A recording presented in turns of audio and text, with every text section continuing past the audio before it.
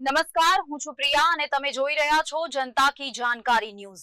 નજર કરીએ આજના સમાચાર। જેતપુર જૂનાગઢ રોડ પર હિટ એન્ડ રન। જેતપુરના બાબા ફાર્મ નજીક અકસ્માત સર્જાયો। ટ્રિપલ સવાર બાઇક ચાલકને અજાણ્યા વાહન ચાલકે અડસેટે લીધા।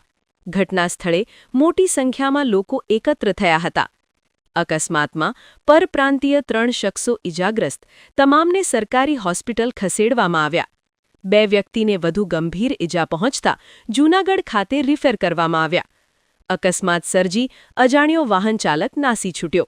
જેતપુર તાલુકા પોલીસે અકસ્માત મામલે તપાસ હાથ ધરી। આશીષ પાટડિયા, જેતપુર।